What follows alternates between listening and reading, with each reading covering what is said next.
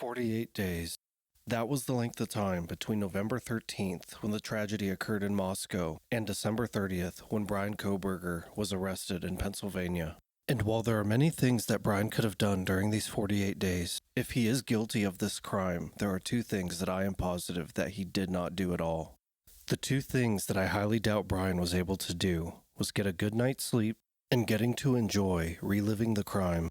It is well known that many notorious killers in the past tried to relive the murders in various different ways. This is such common behavior that we even have the phrase, return to the scene of the crime, which typically is used to describe a criminal returning to the scene where an act was committed in an attempt to try and relive the experience. And while many killers are known to relive their crimes, I don't think Bryan was ever really able to let his guard down and enjoy reliving what he is alleged to have done. I believe there would have been several key moments where Bryan would have realized that his odds of getting away with it were becoming increasingly more slim. We are going to call these Bryan's oh shit moments.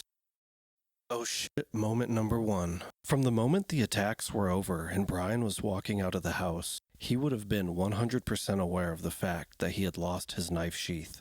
With fixed blade knives like these, it's totally obvious when they're not in their sheath. Their weight is different, their balance is way different. He would have been completely aware when he was leaving that he didn't have that.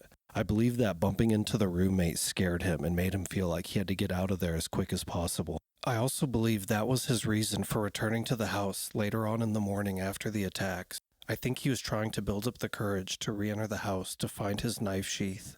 Now, you don't need to be a PhD criminology student to understand why leaving the knife sheath behind was such a big deal. But Bryan was a PhD criminology student, so he must have been mortified when he realized that he left that. And the two reasons that leaving it behind were such a big deal are discussed in the affidavit. The first one is that it let the police know exactly what kind of knife was used in the attack. The K-bar is one of the few knives that says right on the sheath what kind of knife it is. This is why in the days following the attack, some of the first information that the public was given was that the police were looking for a K-bar knife specifically. And the second reason that we now know is that that is where the DNA was found that links the sheath to Bryan. Now, this is only circumstantial evidence, but it's still really incriminating. And just a quick side note, I actually did a video specifically on what I think caused Bryan to leave the knife sheath behind. So if you're looking for more content on this, you might enjoy that. It's just a few videos back. Oh shit moment number 2. I think we can all pretty much agree that the scariest moment for Bryan, by far, was when he first turned on YouTube and saw that Nancy freaking Grace was on the case. What? Okay, that was kind of a joke, but I do believe his oh crap moment number 2 would have been when he realized just how big of a media sensation this case had become. The last crimes similar to this that I can think of that drew this kind of attention was the Gabby Petito case, and a few years before that, the Watts family tragedy. I mean, the University of Idaho before all this was a school that was barely known outside of Idaho, and now under its hashtag on TikTok, it's got 1.2 billion views, which is insane.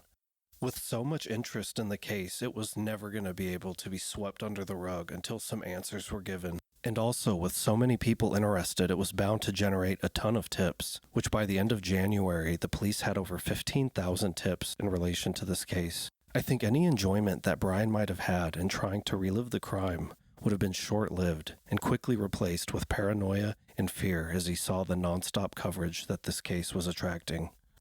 And oh shit moment number 3, and I think this one should be pretty obvious. On December 7th, the police announced that they were looking for a white Hyundai that was seen around the house at the time that the events occurred. I believe at this point, any hope that Bryan had deep down that he would still somehow get away with this was completely squashed out.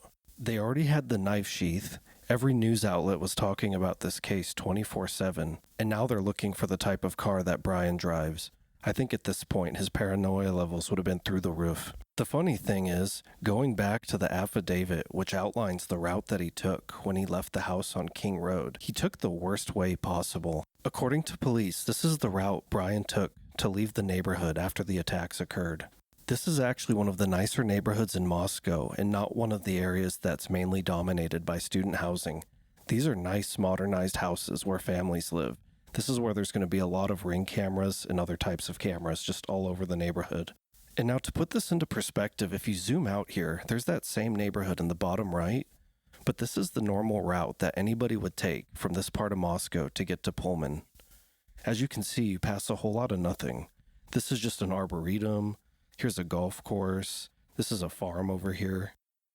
And now I'm not saying that Bryan isn't a criminal mastermind, but I am saying that when he had to choose between driving past an arboretum and a farm and a nice neighborhood, he chose to drive straight through the middle of a really nice neighborhood. And that neighborhood caught a lot of surveillance images of the white Hyundai driving through it, and the police used that as part of their evidence to arrest Bryan. Anyways, those were just some thoughts that I had. I hope some of you found it interesting. Thanks for watching.